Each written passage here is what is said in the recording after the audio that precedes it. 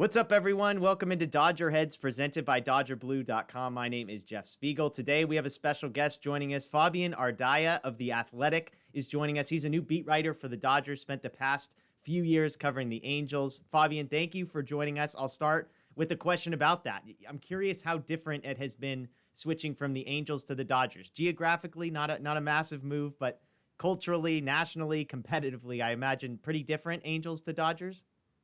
I'd say everything is pretty much different just because you're switching beats in the middle of a pandemic where access is not the same. So I'm sort of still catching up in a sense of what everything's like, just because I feel like over 3 years I was able to develop relationships with a lot of the guys on the Angels and people over there. But yeah, I mean, it's different when everything gets framed differently, obviously, because you're looking at it in the context of, all right, this is the reigning World Series champions. Everything's phrased framed towards October Yeah. as opposed to can they get there, which was the thing with the Angels. So I mean, obviously it's a huge difference there. The games in May both mean more, but also you take more of a sort of wide view of Mhm. how everything is going as opposed to every single game mattering. It's sort of an adjustment for sure, but obviously I mean, it's baseball. At the end of the day, I still really enjoy covering it. I'm curious, just briefly, what has anything changed from the perspective of a beat writer? I mean, I know things have started to open up as far as fans in the stands, that kind of thing. Has access changed at all for you in the past, 3 weeks compared to the 12 months previously? Only slightly. I mean, we've started to get a little bit of in-person access here and there. Not really like a lot of one-on-ones regularly whenever we want to, and not nowhere near what it is like in a clubhouse. But obviously, having stuff outside of the Zooms, even if it's once a week, has been a massive difference as opposed to what we have been doing. And obviously, hoping as everything goes and starts to expand. Obviously, June 15th, Dodger Stadium is full capacity.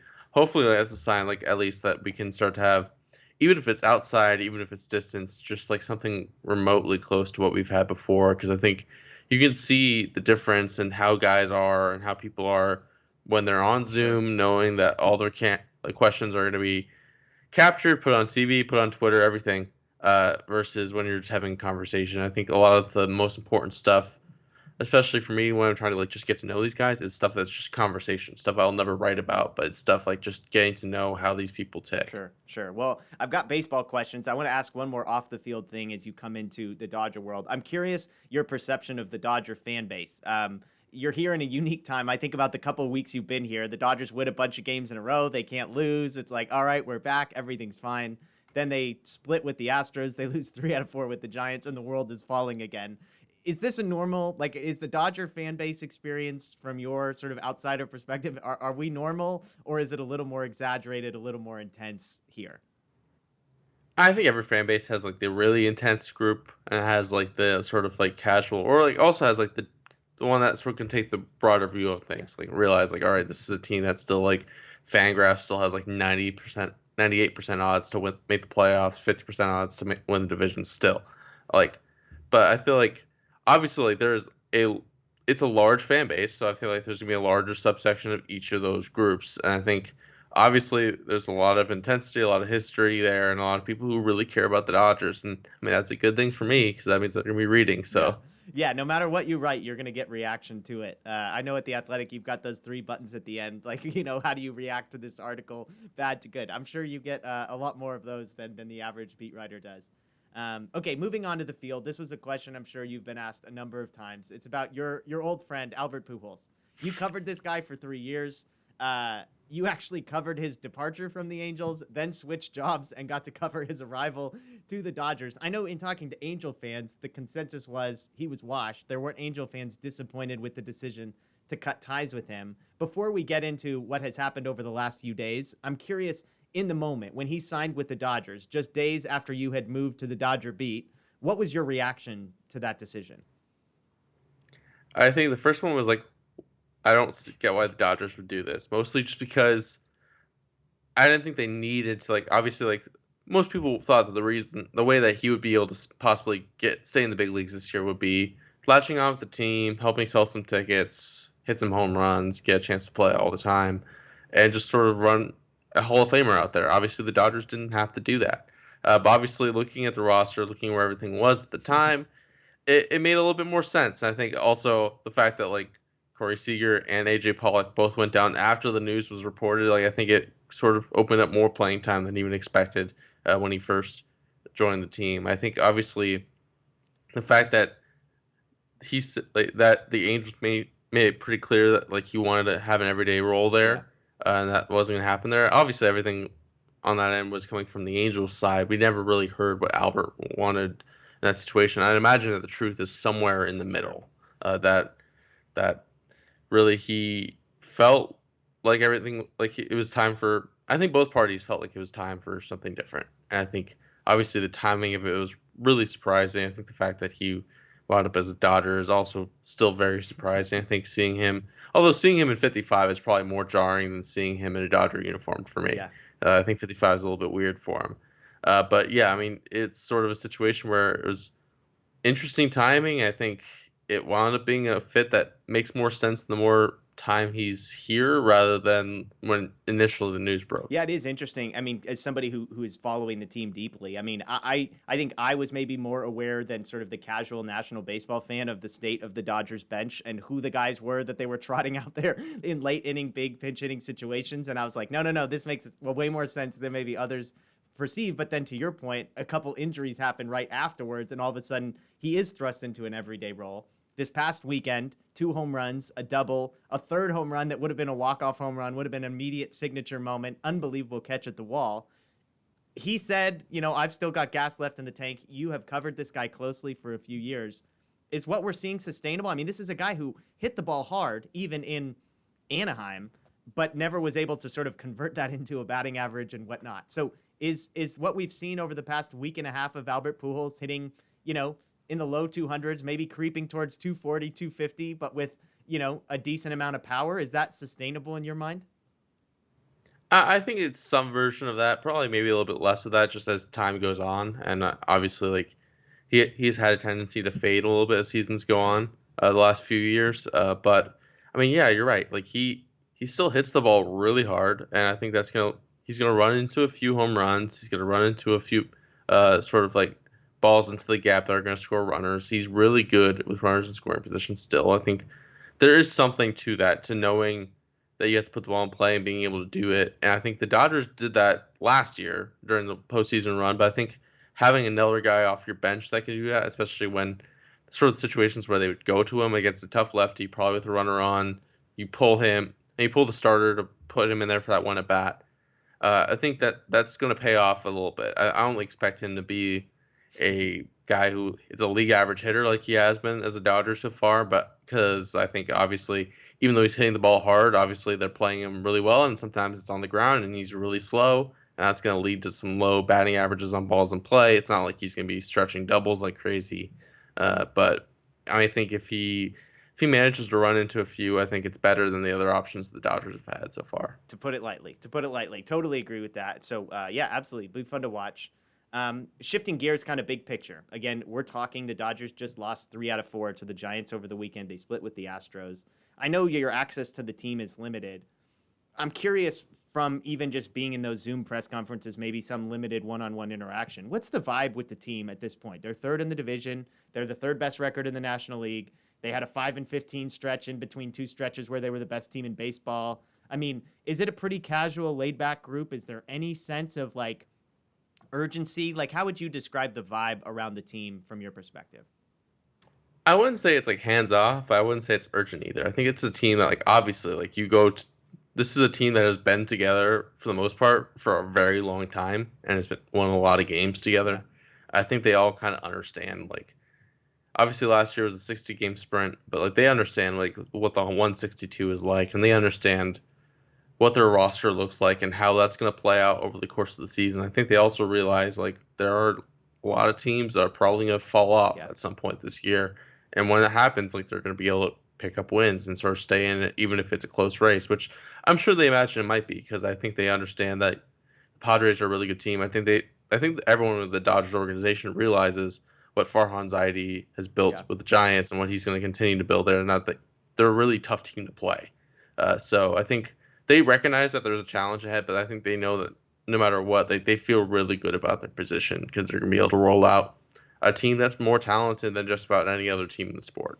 Thinking on those lines, is there a part of this team that has you concerned going forward? I mean, I think the starting rotation, we can all agree, is the best in baseball. It's remarkable. And the fact that they've been doing it with just 4 starters before Gonsolin comes back next week.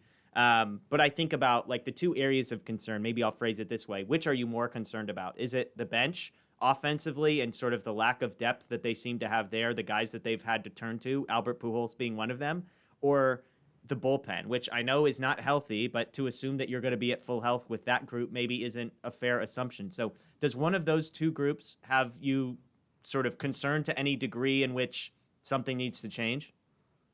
I think with the bench, I think they're going to get healthier soon. I think that bench looks a lot different Yeah. once AJ Pollock possibly gets back this weekend, and then Corey Seager probably comes back at some point around the All-Star break. All of a sudden, you're looking at Zach McKinstry's in your bench. Yeah. AJ Pollock's not starting every day. And like that, everything looks a lot different when you can roll those guys off of your bench in the middle of the game. Then you see what you have from Albert Pujols, you see what you have from Yoshi Tsutsugo, and like those are guys who at least like you have some faith that they can like. There's a pitch middle, they can turn on it, and Yeah. like that at least is a difference from what they've had so far. And I think with the bullpen, I think it's something I sort of broke down a little bit this week was just like a lot of the issues with the bullpen have been with the depth relievers. It's been like the type of guys who have been eating up a lot of innings in the bullpen games and that those sorts of situations rather than situations that are going to win you and lose you games. I think it's sort of filling in the innings over 162 that they didn't have to do last year. I think you have 2 guys that you can really trust who are pitching really well this year in Kenley Jansen and Blake Trinan at the end of games. Victor Gonzalez is not what he was last year, but he's still a really good reliever. I think they still have vocally had a lot of confidence, like publicly had a lot of confidence in Joe Kelly and what he can be. And I think he's throwing, if he can throw strikes, that maybe they can figure something out. Obviously, he's really struggled so far. But I think once you get to that postseason, you realize you probably only have to roll out 4 starters, so you can make a decision between Gonsolin or ODS, one of the 2 guys you probably kick to the bullpen. That looks a lot better. Then you're hoping that you have a healthy Jimmy Nelson, a healthy David Price, and then you see maybe Corey Knable's back by then. All of a sudden, your bullpen looks a little bit different. And obviously, the bullpen's probably the easiest place to add, especially when you're looking at not necessarily like a back end type of guy, but a guy who can go in the 6th or 7th inning. Those are the guys that are pretty easy to add on the deadline. I think the Dodgers would probably be aggressive there. Yeah, it is interesting. On our show this week, we talked about kind of like on both the bench and the bullpen. When you talk about Pollock and Seager coming back on offensively, and then when you talk about, Gratterall and Nelson coming back in the bullpen at some point, the gap is between those 2 guys and who they're replacing, right? So like the gap from Jimmy Nelson to Alex Vesia or Gratterall or Scott Alexander to Mitch White, like that's where the massive change is, because then all of a sudden Phil Bickford and Nate Jones, like those types of guys become your worst reliever rather than like your 4th best reliever. And same offensively, I think, where it's like Pollock is replacing a guy like DJ Peters or whoever, like who is just not getting it done at the major league level. And so I tend to agree with you that I think some of that will figure it out. And who knows, like Bickford and Jones were 2 darts that they threw that so far those guys have seemed to be somewhat competitive and able to give them what they need there. So, it seems like Dave Roberts really trusts Nate Jones a lot. I mean, I obviously like that first game when he came in, I think the bullpen was really in a position where they just needed someone. Yeah. But obviously to throw him in the 8th inning and then to keep going to him after multiple times. I know he had the outing against Houston where he gave up a run, but then Dave Roberts threw him out there the next day. Yeah. Like, I think there's a little bit of faith that he's someone that's really interesting. Obviously, like you mentioned, Brusdar Gratterall, like he obviously has to miss a lot more bats and have better command, but obviously the stuff is there. I think if he can sort of progress over the course of this year, I think that's something that I'm sure that they're working on with him even during his rehab assignment now, is sort of developing that breaking ball and getting some more command on the fastball. I think if he can do those things and miss more bats, obviously he's a guy who you can throw into that mix as well. Okay, one last question here before we do some rapid fire. Mookie Betts. This is sort of the big sensitive point among Dodger fans right now, is what's going on. We're recording this on a Tuesday. Monday was his best game in a few weeks. He reaches twice via hit by pitch and walk, and then has a double, a single and a double late in the game. So a great performance from him. What's your sense of what's going on? Like, is it a sort of a collection of nicks and bruises? Is it just a slump? Like the team has kind of hinted at, oh, it has nothing to do with these nicks and bruises, and yet he keeps getting scratched for one reason or another. I think it's a collection of all of it. And I think the one thing they've been clear about, like, they're not saying he's 100%. Like, I don't think anyone's really 100%, but they'd say he's about 85. And I think he's like, you also have to look at it in context. Like, he still is hitting like 20% above league average. He's still obviously advanced defensive metrics. Don't think he's been as good as he has been in years past, but it's not like they think he's a terrible outfielder. Like, he's been a productive player at this, like, with even if he's physically compromised at this point. But I think also like there's a part of it where he's just overthinking things. He said like he sort of feels like it's moving target at points where like sometimes he feels like he's getting under the ball too much, and then when he tries to correct that, then he's putting the ball on the ground too much. So I think it helps to maybe have some mental breathers here and there. They really sound confident that like something is going to come soon. And I think we've seen when Mookie Betts gets really hot, obviously he is as good as almost anyone in baseball, and I think they don't necessarily need him to break out in this sense, but I think it's obviously an encouraging sign. And obviously, what I think Dave Roberts said it last night, he pretty much said like as Mookie goes, we pretty much go with him. And I think that'll carry them with them. Awesome. Well, I got 5 rapid fire questions for you. Some are more rapid than others, but I'll start with this one. You spent the last 3 years covering the best player in baseball, one of arguably the best players of all time. Do you have a favorite Mike Trout moment or maybe a story that kind of sums up? I mean, because from a national perspective, Mike Trout is sort of anonymous in a lot of ways, and I know some of that is by choice, and some of that is maybe the failure of Major League Baseball to market their stars, et cetera, et cetera. But do you have a favorite Mike Trout moment or story that kind of encapsulates who he is? I think the thing is, like, I wrote about him for opening day, just sort of like the struggles that that the Angels have had getting to the postseason, what that's meant for him, and obviously people have given him a lot of criticism for choosing to stay with the Angels and saying that he doesn't want to win. I think one of the things that like stood out to me is I tried to talk to as many people from his past, from his present, and just about like the competitor he is, because I know I've seen moments of it. I think the look on everyone's face or like the expression that they've had every single time they talk about the guy is like this is as competitive a guy as they've run into, and I think he's just a very optimistic person. I think that's the big thing. He's optimistic, he's loyal. I think those are the two things that like sort of wound up like lending him to sort of like stay in Anaheim so far. Is just sort of he feels comfortable there. He really wants to win. I think that's the big thing I've always noticed, and he's just a competitor. I think as far as like any individual moments, like his like excellence is like it's really noticeable over like an extended stretch more than like necessarily individual games. But I think if I had to pick one, it's got to be just that whole week after Tyler Skaggs passed. Just sort of him stepping up and speaking at the podium. Being the guy, and was very vulnerable in that moment in a way that he never really has been. And then to have that first game back at Angel Stadium, where they're all wearing the 45s, where they wound up throwing a no-hitter that night, him hitting a home run on the first pitch when he never swings at the first pitch, just crushing a ball. I think it was like 455 feet, and obviously his number was 45. It was one of those really special moments for me. That's amazing. Sure. That's amazing. Well, second question here. I don't want to put you on the spot here, but in your opinion, should the Angels be called the Los Angeles Angels of Anaheim? Well, technically they're not anymore. Okay, are they not? I haven't followed this. So are they? What is their official name now? Since I think it was like 2016, like the lawsuit finally, like where everything finally got settled, they're just the Los Angeles Angels. Oh, so they're not even okay. Yes. So I mean, okay, so I'll rephrase. Are they in Los Angeles? I mean, do you think the Los Angeles name is an accurate and fitting title? Again, I'm not trying to get you in trouble here. I'm just curious. I think it's Artie Moreno. It sort of describes everything that we've known about Artie Moreno, which is like he values what the brand of the Angels is. That's why he puts red just about everywhere. That's why he wants to expand his market as much as possible, and that's why he's pursued some of the bigger names that he has in the past, whether it be like Albert Pujols, Josh Hamilton, Anthony Rendon, and obviously keeping Mike Trout and going after Shohei Ohtani. I think he's very aware of that. I think obviously there's like a certain section of the fan base for the Angels fan base that like recognizes Anaheim is a completely different market. It's not a small market. Like it's definitely like I would put it like on like a mid-tier market for sure. And it's not, and to be fair, to give Artie Moreno some credit, like at least on the major league payroll, he's spent sort of like a big market team. He hasn't quite crossed the luxury tax threshold. And obviously there's other parts of the organization he probably could spend more in to sort of be like other big market teams, but at least he's tried to sort of back that up. Okay. One more on player one. You mentioned Ohtani. I mean, how do you describe this guy to people that don't really understand what's going on? Like he is an absolute unicorn in every sense of the word, right? He's probably the most talented athlete I've ever seen.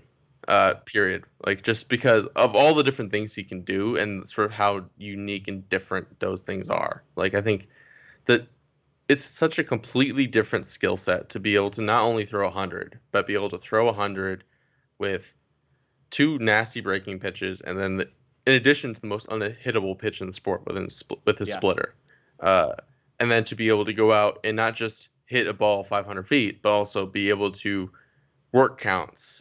He's got a pretty good eye, even though he strikes out a lot. To be able to like make regular hard contact the way he does, and even when he gets fooled on pitches, to be able to like physically be able to move his body, and also like he's really freaking fast. Like, so I think he can do it all. Love it. Okay, big picture, personal stuff for you. Your favorite baseball player growing up was who? Albert really? Pujols. Look at that, yes. Which is very weird. He's following you around everywhere that you go. Have you had a conversation with him about that? Like, has that come up? No, I've not brought that up. Obviously, like, because I didn't grow up in St. Louis or anything like that, but my brother did, and he's the guy who got me into sports, and so like those Cardinals teams were what I grew up on, and obviously Albert Pujols was the guy for those teams, but I've never like brought that part of it up to him. I joked on our show that like every time Will Smith is shown in the dugout, it feels like obligatory on Twitter. Someone's like, "Did you know that Will Smith's favorite player growing up is Albert?" So maybe it's better. It's funny. Like I feel like Dave Roberts like wants to have them hitting back to back because they always seem to be. So funny. Favorite road ballpark to visit? I haven't hit up most of the National League ones yet because of obviously just switching over, but AL West best park was definitely T-Mobile Park. I think everything about Seattle was great. That ballpark is beautiful. I've been to San Francisco, and that ballpark is obviously great. I'm looking forward to going there later on this year. But I think for now it's got to be T-Mobile. Not Oakland, huh? Oakland, the Oakland Coliseum didn't get your vote there, huh? No, I will say the food trucks make it somewhat palatable, but I think that's about it. Okay, last one. I'll get you out on here. Prediction for the season for the Dodgers. Do they repeat the World Series champs? I think it's fair to say that they're the favorites for sure, but I think obviously the path to getting there is difficult and probably more difficult than it's been in a while. Obviously last year they had the longest postseason ever, but just knowing how good the 2 wildcard teams are probably going to be, because I would put good money on probably both of them being out of the National League West right now. And those are both going to be teams that know how to play the Dodgers and are a really tough challenge. I think obviously once they get to the CS and get into the World Series, it'll be maybe less of a challenge than the Braves were last year. As of right now, obviously things can change, but I think it's going to be really tough for them to, especially early on in the playoffs. Yeah, well, and I mean, where we are right now, there's no guarantee the Dodgers aren't playing in the wild card game themselves. So hopefully that's something they can avoid. Well, Fabian, I appreciate your time. Fabian Ardaya of The Athletic. If you're not already subscribed, I mean, I can't speak highly enough of The Athletic. I have no incentive to do so other than just as a fan. Their stuff is amazing across sports. They do a great job of covering teams. Fabian's been a great addition to that group. So make sure you follow him on social media, on Twitter, that kind of thing, and check out The Athletic. Fabian, I appreciate your time. Welcome to the Dodger beat. Welcome to the Dodger community. And hopefully we do get to see a repeat World Series this year, all right? Thanks for having me. The best team holding a trophy high in the air. The Los Angeles Dodgers, champions of the baseball world.